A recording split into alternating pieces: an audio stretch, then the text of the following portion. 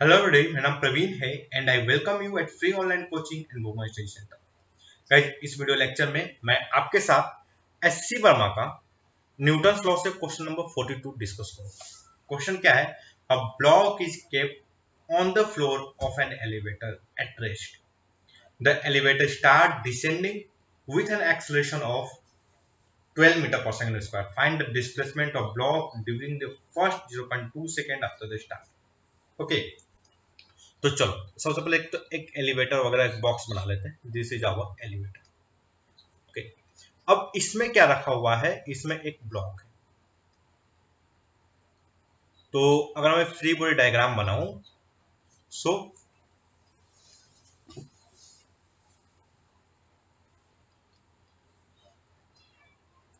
इस डायरेक्शन में क्या होगा? mg, और ऊपर वाले डायरेक्शन में n।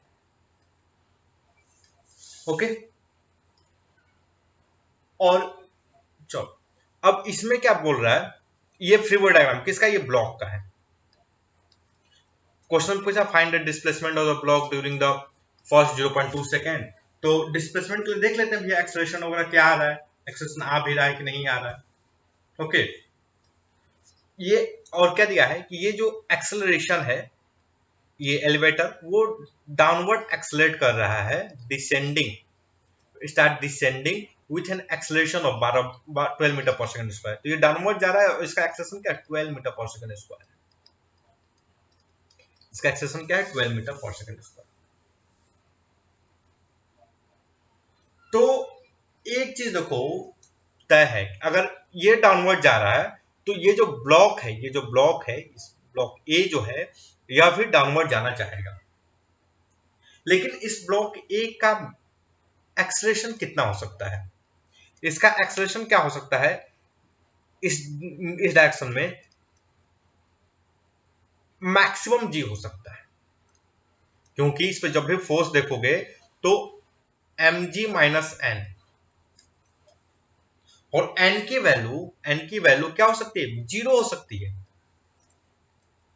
एन की मिनिमम वैल्यू क्या हो सकती है? जीरो, नेगेटिव नहीं हो सकती है। कोई सरफेस जो है ना, कोई सरफेस, आप मान लो किसी ऑब्जेक्ट को ये कोई ब्लॉक है, इसको आपने एक सरफेस पर ऐसे रख दिया, तो ऐसा नहीं है कि ये जो सरफेस इस ब्लॉक को अपनी तरफ खींचेगी, बिल्कुल नहीं। ओके, ये जो सरफेस है इस ब्लॉक को अपने तरफ कभी नहीं फोर्स लगाएगी। जब भी लगाएगी ये क्या करेगी?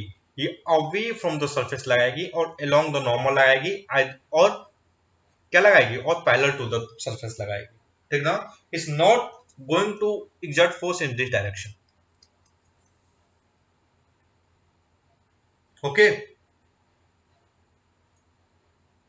अगर जो इस टाइप का जो फोर्स लगता है वो एक स्पेशल टाइप का फोर्स होता है, कुछ उस सेम टाइप के मटेरियल में लगता है जिसको हम सरफेस टेंस बोलते हैं।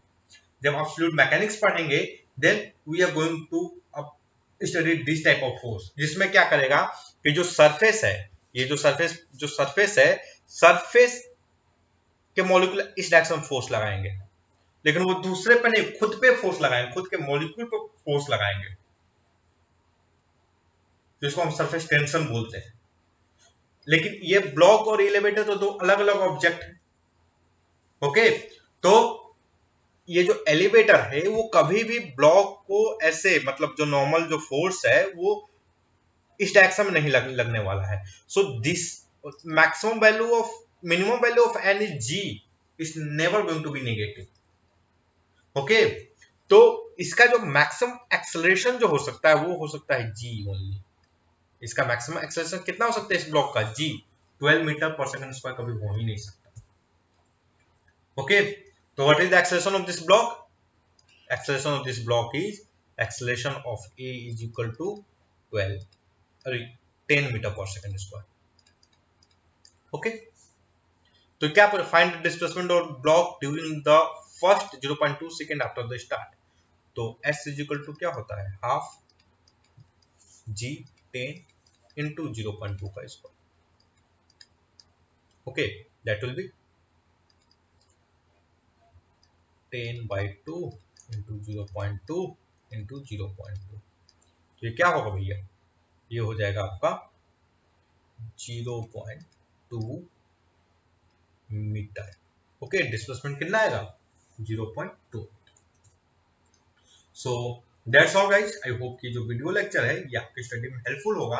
And guys if you like my video then don't forget to subscribe my YouTube channel free online coaching and Bhuvan Chai Center. Thank you for watching. Have a nice day.